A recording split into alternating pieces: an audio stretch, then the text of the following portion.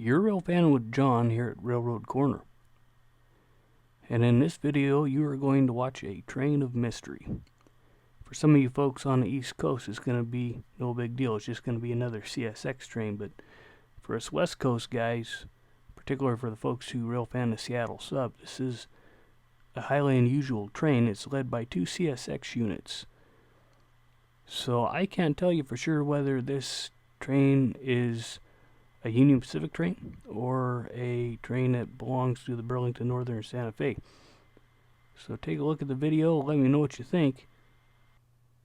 And once again, I'd like to thank you for taking the time to watch this video.